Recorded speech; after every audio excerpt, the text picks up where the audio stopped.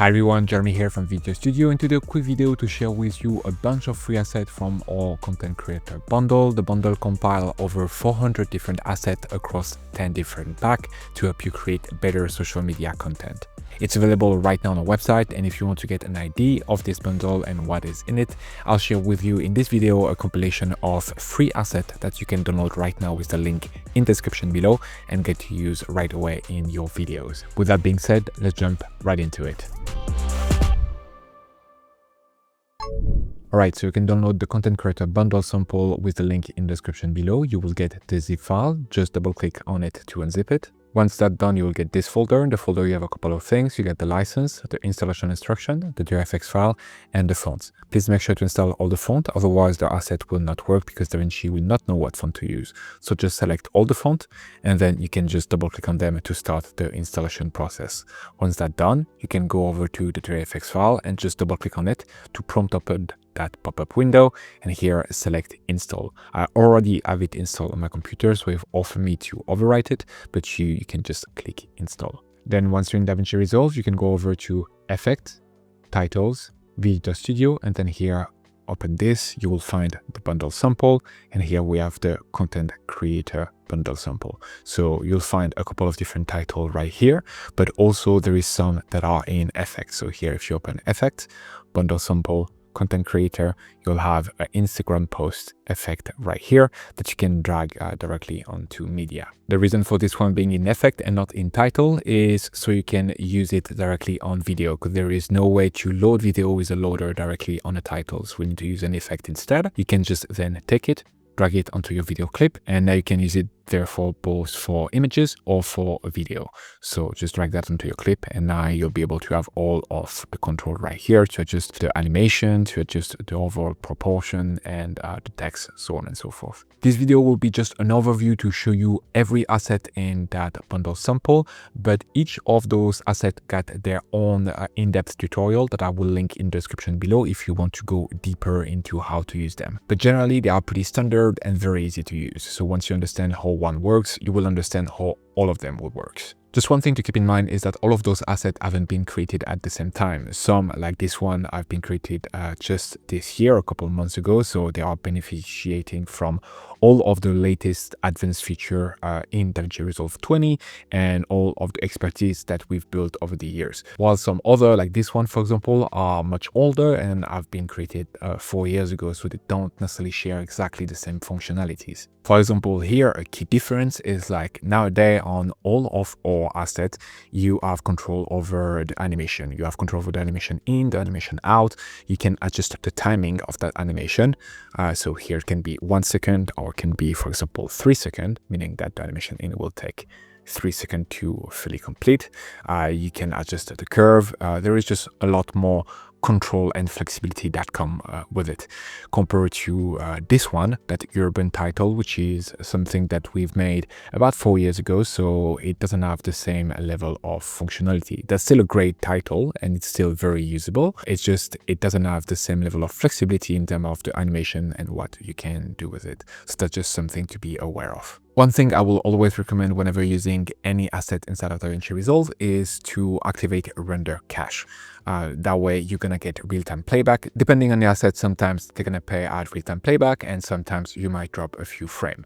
A quick way around that is simply to go over to playback, render cache, and then here select smart instead of none. That's just going to bring that bar right above your clip or above your title, and when that bar is turned from red to blue, that means that the title has been cached in, and if you try to play it, as you can see, we'll get real-time playback. So here we're getting 30 FPS on a 30 FPS timeline. So we'll recommend to always activate that whenever you're working on any project, honestly. Now, all of the assets will work with any frame rate, and they will work with both horizontal and vertical. However, some of them might need to have a few steps to work in vertical, and some new one will work right out of the box in vertical. Let me quickly show you what I mean. So here, let's go over to the media pool, create a new timeline, and then here we're just gonna create a new vertical timeline that is HD, use vertical resolution, create.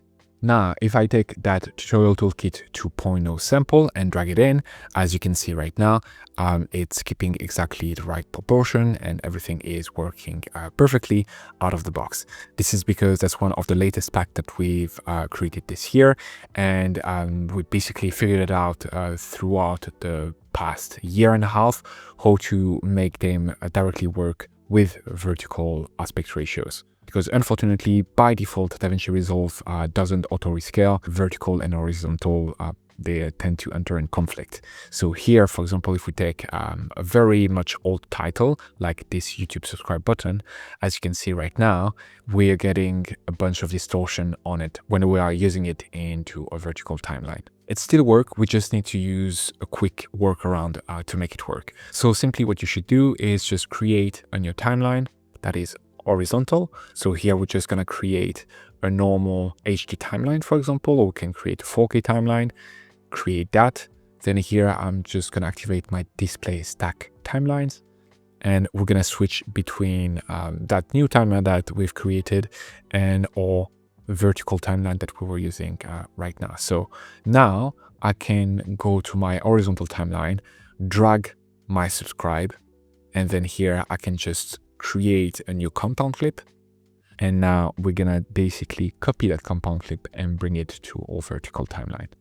And now it will not be distorted anymore and will retain the right aspect ratio. If you want to make any modification, all you can do is simply right-clicking on it, and then you can go to open in timeline. Then here, make any modification that you wish to make to that title. Like for example, here, the size, we could reduce it, we could change the color, so on and so forth. And then those changes will be reflected directly here in your vertical timeline. So I know it's a bit of a pain in the butt. That's why we try to really figure out a way to make it work automatically. And so all of our latest pack will have that automatic function, but some of the older one will not work right off the box, and we'll need to use that small workaround. So now let's see what kind of asset we have in that sample. Again, in the description below, you will have in-depth tutorial for each one of them. We're just gonna go quickly over them right now. So here, first off, we have that subscribe button that you can use. It's just, you know, a normal YouTube subscribe button. You can control everything that you see on screen. So here you can change the color of that, but generally you want it to stay the same. If your language is not English, for example, if you're French or Spanish or something like that, you can just like switch it to the right term for your language. You can also control the overall timing and type of animation for the animation out. Then we have a simple here title that is quite interesting visually. Not as much control in terms of the animation, but you can still modify a bunch of stuff for the look of it.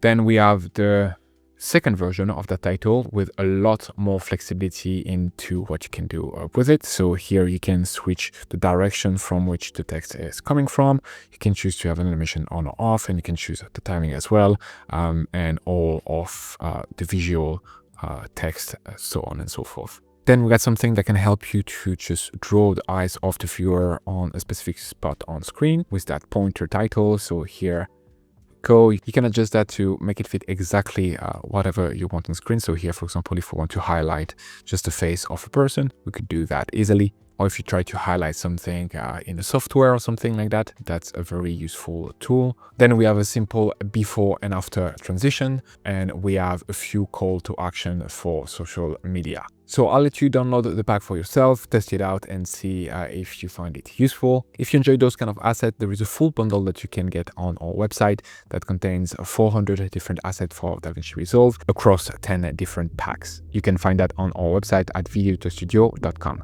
Thank you so much for watching, and I'll see you in the next one. Bye. Speed up your workflow and create better videos using the pack available on our website, including titles, transition, and templates built only for DaVinci Resolve. Get started today by downloading our free starter pack that contains over 150 elements. Link in the description below or at videotutorstudio.com.